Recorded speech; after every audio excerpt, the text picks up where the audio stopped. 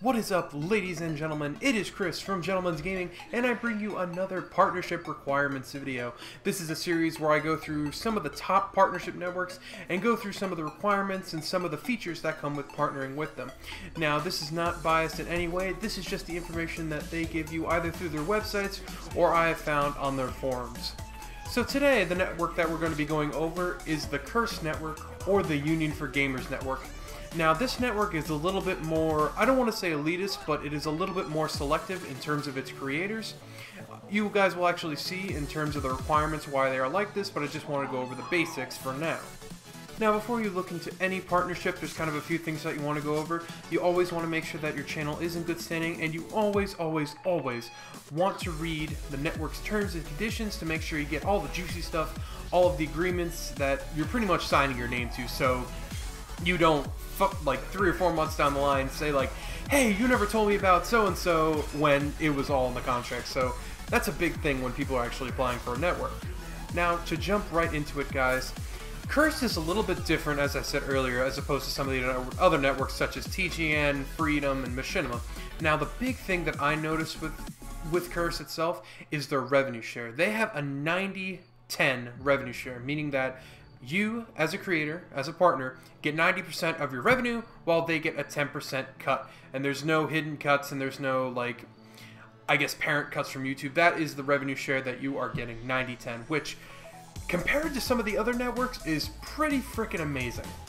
Second thing I want to talk about, guys, is the no lock-in or lock-in contract. When you look at a network, there's one of two things that can happen. You can either have a no lock-in contract or a lock-in contract where you have to stay with the network for a certain amount of years. Like I said, with TGN, they have a 1 year, while with Freedom, they have a no lock-in contract, which you can leave within 30 days of the unlink, which is pretty cool. Now, Curse, they have a no lock-in contract with Freedom, which means you can leave the network at any time. All you have to do is just put in the request to unlink, and you guys, within 30 days, will be unlinked. Another thing that's pretty great about Curse is some of the networks that we will cover in this series, they will have a minimum payout, meaning that you have to earn a certain amount of dollars to actually get paid for them. Now, with Freedom, we did discuss that they did have no minimum payout, which means if you earn $5, you get $5. If you earn 60 cents, you get 60 cents. With Curse, it's the exact same thing, meaning that there's no minimum payout, which means, say you earn $100 one month, like I said earlier, you get $100 that month. Now that we're done with that, we can actually go through some of the requirements that you need to meet when going into your channel. Now, with any network, you must make sure that your account and your channel are within good standing, meaning that you don't have copyright strikes against your channel and you have no class action against your channel. That applies to uploading copyrighted content, trying to monetize it, and other instances such as that. Now that we got that kind of a disclaimer out of the way, let's go through with some of the requirements that Curse has.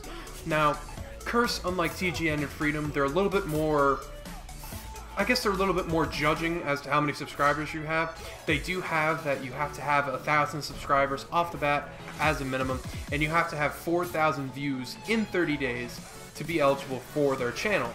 Kind of the alternative route that Curse has is that if you don't meet the amount of subscribers that they have, you can actually go through just the views. You can actually just have 8,000 views per month, and you could still have a chance of gaining access to the network.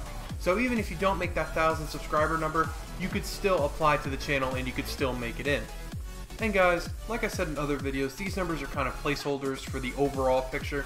The networks can actually individually contact you, even if you don't make the amount of views and subs for their network. Active scouts can still be looking at your profile and still actually want to recruit you for the channel, even though you don't have the amount of views and subscribers, if you just have good content. So guys, I hope you enjoyed this video. Don't forget to like it and subscribe if you enjoyed. I will be covering a lot of the other networks such as Machinima and some of the smaller networks that haven't really had a lot of mainstream spotlight on them, but I still will be covering the requirements if you guys are interested in some of the other networks to partner with. So guys, like always, don't forget to smack that like button in the face and subscribe, and I will see you guys in the next one. We'll be right